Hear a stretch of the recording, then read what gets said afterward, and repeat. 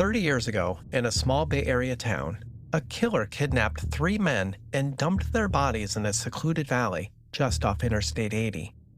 But then, just as quickly as the killings began, they suddenly stopped. The men and their murder were quickly forgotten, overshadowed by other notorious serial killers prowling the same Bay Area roads.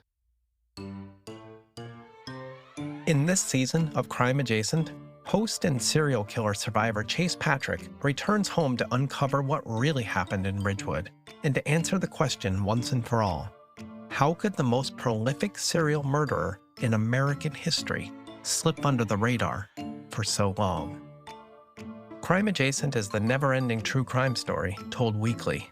Listen to Crime Adjacent wherever you listen to podcasts.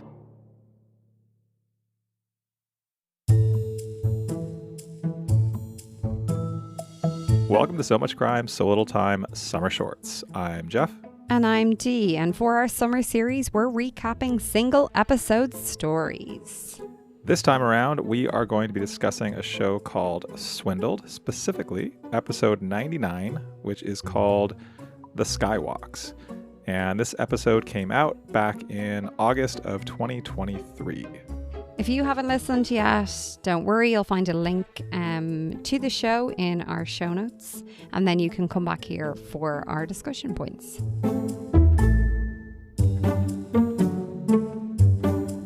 All right, Dee, let's jump into talking about Swindled. I first want to say I did not know how graphically violent this was going to be. Maybe I should have, based on the subject matter. But yeah, I guess content warning. It's always hard to know, though. No, I don't know. We have discussed a lot of stories that are like very graphic in subject matter, but the way it's dealt with isn't as graphic. They don't lean into kind of the gruesomeness. Yeah. The way they could have. But yeah, no, it was really gruesome. This had a few moments that I was listening to this on a run, and I was running down a street, and the point where we were talking about the guy named Jeff getting his leg cut off, and I was like gesticulating out of discomfort and just like, I don't want to, this is, and then a chainsaw comes out, and yeah, that was pretty rough to listen to. Was that the guy named Jeff with the with the chainsaw? Okay. Uh-huh. Do you know what was particularly, well, look, there was so much of that, but what I hated so much about that snippet is that first of all, it was the kitchen knife for 30 minutes, and then it was the chainsaw, and then he went to hospital, and then he died. And then we get the story of the 11-year-old boy with his mom, and they're stuck in a little pocket where they're like surrounded by dead people, and the kid is describing, like, I don't know, like, it was wet. I didn't know if that was blood or water. I could feel hair. But they survived, which, thank God, there was a story of a survivor. But then there's the guy with the legs who got all zigzagged, who survived. Obviously, it's great when people survive, but I think what they also mentioned in this podcast is even the survivors, even those coming to rescue people, had PTSD from the trauma. This. Yeah. I think we just jumped right in the deep end of this, but we're there now. Yeah, if we're searching for kind of like positives from this horrific story, I think the fact that apparently this was the sort of catalyst for first responders getting access to kind of like trauma therapy and care, which, there are lots of pictures of this lobby like far after the initial incident of like the later like analysis of, and have you looked at any of them? No. Okay. I'm an audio person. Sure. And I think this is the reason I did was because I just wanted to get a sense of what this space looked like. I thought it was described really well in the podcast, but I also I couldn't get a total sense of what these skywalks really were. Like, it was concrete and glass, and I don't know. The pattern of them seemed kind of hard to understand to me. So I did look, and all I could find was pictures of after they fell, of them basically on the ground. And it's just a brutal scene. So this is after they've cleaned up all the casualties, but it just, like, the idea of this space being filled with people at a dance, like they were there to dance, and it just packed with people. I don't know. This was one of the harder things to listen to. Like, some of the moments in this I thought were particularly brutal. I mean, I also think it was really important that this was brutal and gruesome, and not because of sensationalism or wanting to be spoken about as a podcast, but actually more to emphasize the shittiness of the crime here. Yeah. Because it's so clear. And this is what really bugged me about this crime, is that the Regency and the Hyatt Regency and the Hallmark. Yeah. Hallmark in particular, I think, were the ones who, like, were overseeing this whole thing. They knew. And what was so infuriating, obviously there were incidences before the people were in there with things falling. Yeah. To show, look, there's shoddy workmanship, we need to redo. And they're like, we can't redo, blah, blah. We should get an inspector. And they're like, we can't. It's too much money. We have too many bookings, all the shite that they pull. But what I couldn't get over was the bolts. I couldn't get over it. What about the bolts? They said that whatever way the things were secured, they were secured not taking into account how things contract and expand as the temperature changes from night to day. Now, we are not talking about being in Ireland and there being a heat wave with unexpected temperatures when your like floors may warp if it gets to 40 degrees or like whatever, over 100 degrees Fahrenheit, which it like never happens. And if it happens in a place and something happens because of that, it's like, well, look, who is building with that in mind? Nobody builds with that in mind because it doesn't happen. We are talking about fucking night and day. Night and day happens. It happens every fucking day. Like, these temperatures change. Like, it wasn't a particularly cold night. It wasn't drastic temperatures.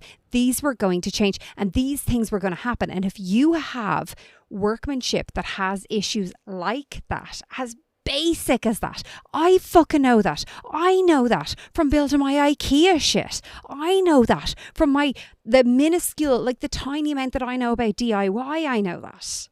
Yeah. Like, yes. If you are not factoring that in, and yet you're okaying not having inspectors in for these massive, fancy, ooh la la atriums, and the way they were like, oh, we want people to walk in and be like, oh my God, yeah, they fucking did. The Jesus Christ factor. Yeah, I wrote that down. They did. Yeah. I'm glad you brought that up, because I think that I thought this podcast did an excellent job of talking about how there was blame to go around, but specifically there were a couple of, I thought it was said well when there was a metaphor to the Challenger explosion. Did you catch that? It was very quick, but it talked about it's blaming this on the steel rods or whatever. It was like saying the only problem with the Challenger explosion was the O-rings. Do you know about the O-rings and the Challenger explosion? It's a similar thing of these rings that contracted and expanded based on the temperature when the space shuttle was on the launch pad. And yes, because of that unexpected expansion and contraction, that's why the space shuttle blew up. But that wasn't the real problem. The real problem was a failure of all the people whose job it was to say, hey, based on the temperature fluctuations, this is unsafe. All of the engineers, all of the scientists, all of the people who had that's who was to blame. And same thing here. You had contractors who presumed the other contractors did the math, and so no one did the math. That's their job. They have first job in a business like this should be make sure the skywalk doesn't fall from the sky. The roof doesn't cave in. And when you know the roof has been deemed to be unsafe and you should really stop, delay construction, take the hit, and fix it, And you just don't because of greed, because you want the revenue. Well, I think it's that, but it's also a case of even if things are going well, knowing you have to get someone in to do the surveillance. But they had people. They had people who have to get said, a surveyor in. yes, which they neglected. There was corporate negligence throughout this. And I want to zoom out for a second, because this is one of the things I liked about this podcast, is that we went into this podcast knowing that this is the theme of this show, of Swindled, that this is one of the areas of focus. And it was really clearly a through line throughout this whole episode, including the prelude, which we haven't talked about, but we should talk about, with the Florida pedestrian bridge at the university. What I really liked about this podcast, even though the story was so horrific, was it had a point, it had a message, it told a story. I thought it told a story really powerfully and clearly. And, we've been talking this summer about these kind of one episode stories. And I thought this is the type of story that has enough detail and drama and crime that this could be a longer series. But in the span of, the Skywalk part of this was maybe 40 minutes at most. I think it was maybe 35 to 40 minutes. It told that complete story, start to finish, including the aftermath, including the investigation, including, kind of what came next up to kind of present day with like the fight or the lack of funding for a memorial, for a mural. And the guy, the class action suit that fell apart, and it kind of consumed this guy, that Robert Gordon, whose class action suit fell apart, and then he tried to write a book about it, and then he alienated everyone around him. Like there's so much detail in a short space. This to me is great single episode storytelling. I totally agree. I think it went somewhere in the moment of describing what happened to all of those people. It went somewhere that I couldn't hack. I think I messaged you and I said, this is me questioning, what are we doing? Because what am I listening to? It's a Sunday afternoon on a long weekend, and I am listening to this, and I'm questioning why I would find this in any way. I'm not going to say entertaining. Entertaining is the wrong word. I often I think entertaining for true crime is the wrong word in general. I think it's like I'm interested in hearing this because I feel like these stories need to be told and need to be heard. So when I was listening to it, I was like, this is so fucked that I'm listening to this. Like, this feels too much. But as the story unfolds, I think it's important that we heard about the gruesomeness, about the blood and about the limbs. I feel like that is so important for us to understand the pain and the gravity of it all. And I totally get your point. I think they told so much in that.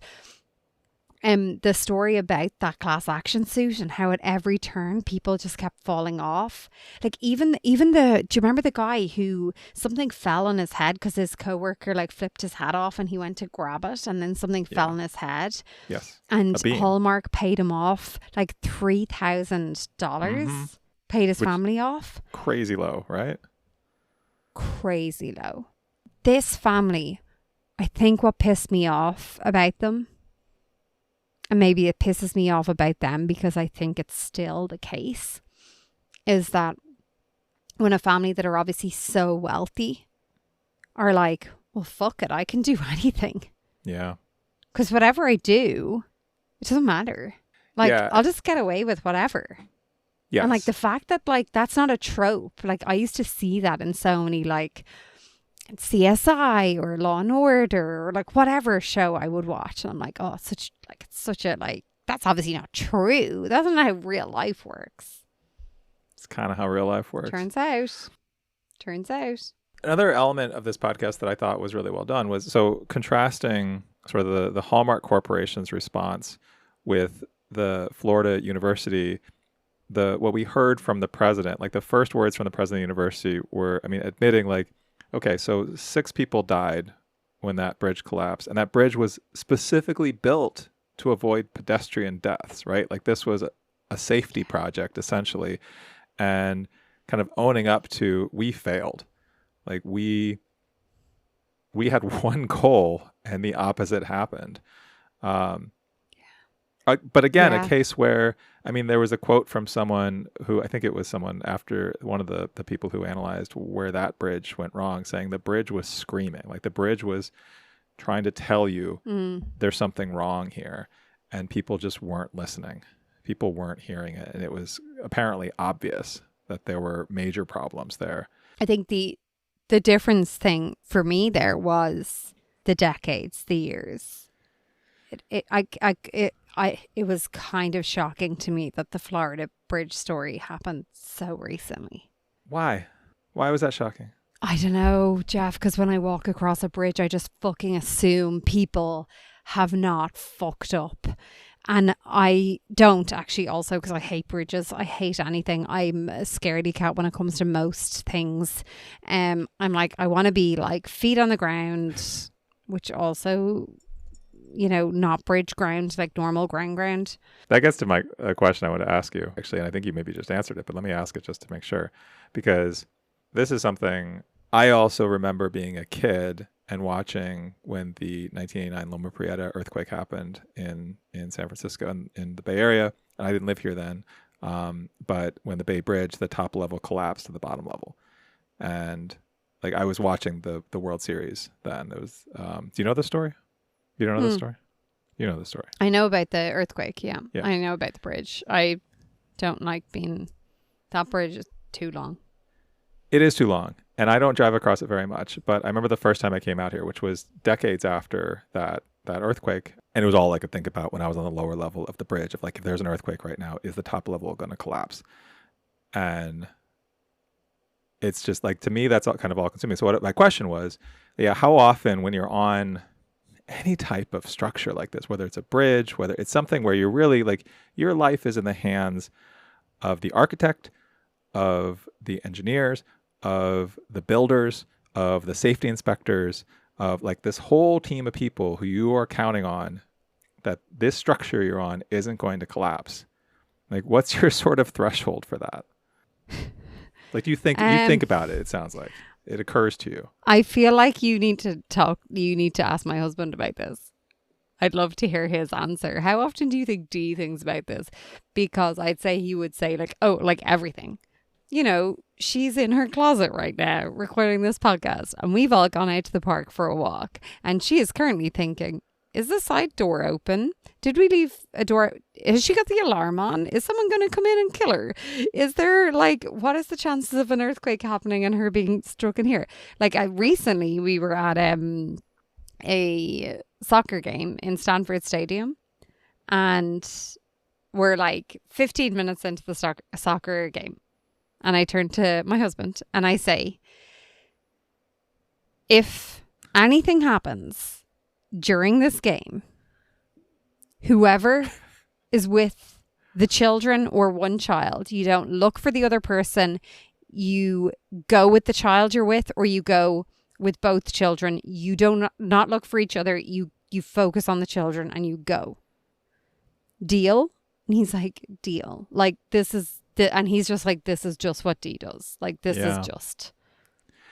Because this is what I do for everything. But I don't know whether this is because my mum would have always said, if you go into a nightclub, if you go into a bar, particularly a nightclub, because there was a particularly horrendous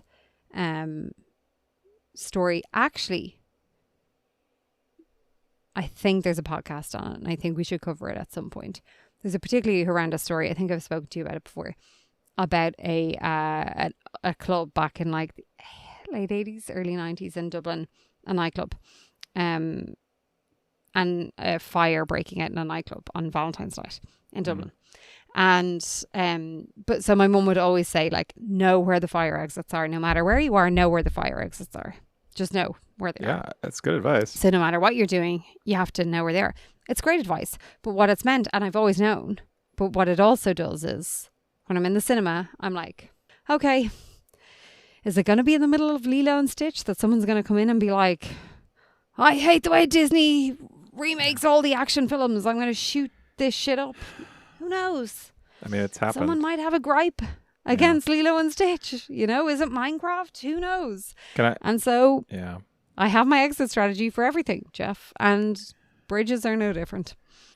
All right, Dee, would you? Yeah, I would definitely listen to another episode of Swindled. I reckon if this is the same structure for other white collar crimes, I'm into it because I think it was scathing in a way that wasn't dramatic or, I'm going to make up a word, I think, caricaturist. Like, it wasn't creating a caricature type of like, he's a pig in a suit kind of shite, which I love sometimes in a podcast, but it wasn't creating that.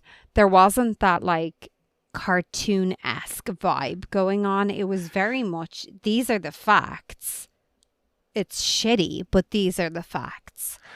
And I think for a show that's dealing with this type of white collar crime, especially in an episode like this, if this is how other episodes are laid out, I think I'm down. I think it's quite interesting to take a look at the white collar aspect of, or although, I don't know, Jeff, in this economy, can we go? It's not very hidden anymore. Like, they're just doing it in plain sight. Sure. Maybe back in 2020, 19, I don't know, but it's all just laid out bare for us. So I don't know if I myself can cope with listening to this right now. But okay. But I would say that I thought it was a very well done podcast. So I agree. Took a while to get me there. It did, but you got there. First of all, did you know that there is a slightly hidden video on the Swindle website where it is a man in a pig, like in a suit with a pig mask on. It's very funny. I was going to say, I feel like this is a show with a clear agenda, but it doesn't kind of shout the agenda at you. It is more fact-based. It is, yes, there is a little bit of editorializing, but I feel like that's kept to relative minimum considering the subject matter. Mm-hmm. So I really enjoy this. I would definitely listen to more. I think this was a really strong podcast. Yeah. It seems so from the comments as well. I saw a lot of like top-notch journalism. Stayed at this hotel a few weeks ago for a conference. Didn't realize it was the Hyatt Regency until late due to the name change. Had the thought that the layout of the walkways was insufficient or strange, but didn't think too much of it. That's interesting. Someone mentioned it during a lecture on architecture the last day, and the wave of recognition slowly going around the room was pretty chilling. Yeah, I asked a few people if they'd heard of this, and there's definitely people who both from the Midwest who were very familiar with how the Hallmark Corporation is huge in Kansas City in that area. And then also people like, actually Paxton is one, who knew about this case from his business classes. Like, this has been talked about as an example of corporate negligence. I guess this is a fairly well-known story. Yeah, another person whose username is like 12303428882. I don't know if that's a significant like number. It's lost on me. Said just went over this case in my torts class. Definitely going to look for that book. Thank you, ACC. Which is interesting. I don't remember it from my torts class that I took when I was. Did you take a torts class? Sure, look. Yeah. Really? Why? I don't know. Is that a thing in Ireland? Oh, I mean, I took a business law class, but I don't remember like a torts class specifically. We did a torts class. I don't know. I don't remember shit from then. I remember taking torts. Quietly a lawyer? Quietly. Okay. Before we go, I don't go around shouting about all my degrees. And actually, I don't think you've ever asked. Have you? What your degrees are in? So. Mm-mm. I have. I just. Can you name my degrees? You have a degree in you studied theater, business. What did I specialize in business? Management. I made that up. No. I don't know. What did you specialize in? Yeah. Well, I'm not telling you. I'm sincerely asking now. Well, there's no point in asking now.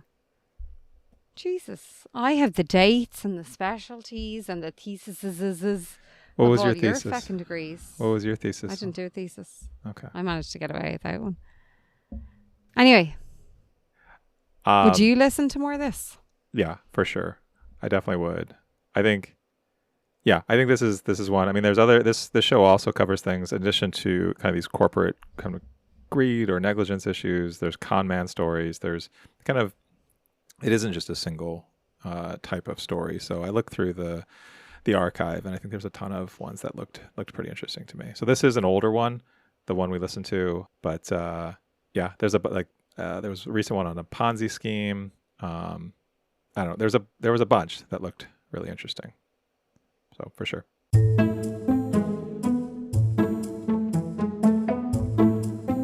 I do also want to ask our listeners, if you've listened to Swindled and you have episodes that you think we should check out for a future episode, let us know. Leave us a comment. While you're leaving us a comment, don't forget to leave us a review. And also, while you're on your phone, why not just text out this show to a friend and say, hey, you should check this out. It's a great discussion. Love these two people. They're awesome. They're funny. They're insightful. They're like my best friends on a podcast. Also, speaking of your best friends, what would you do for your best friend? You'd go support them on Patreon. You'd give them money. That's what you'd do. So go on over to patreon.com/so-much-crime, so little time. You give us money, or you sign up for free just to start, and then maybe later you decide, this is so much fun stuff, I'm going to start giving them money. So much fun, so little money is what I think you would call it. For just $1 or a couple of dollars a month, you'll get extra clips from Time Machines, episodes like this one that come out early, bonus clips, outtakes, and you'll think, those friends of mine, I'm doing something nice for them.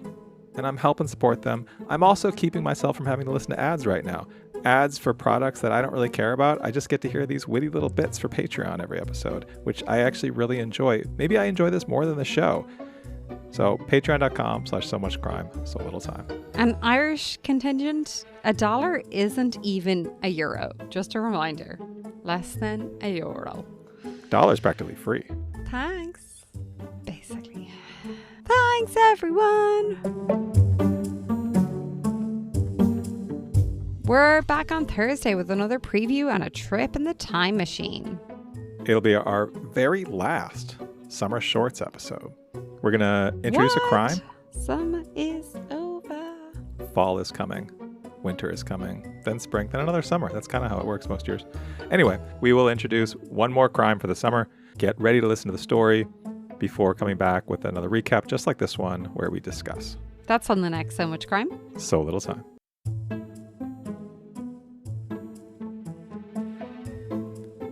So Much Crime, So Little Time is a production of Mind Glove Media. The executive producer is Paxton Caloriso. Our associate producer is Blythe Ty. Our theme music was composed by Vyacheslav Starostin. If you haven't done it yet, please subscribe to this show on your podcast app. And don't forget to give us a 5-star rating and a review. Even better, tell your friends. To join the discussion, look for us on social media. Check out the show notes for all the links. Thanks for listening.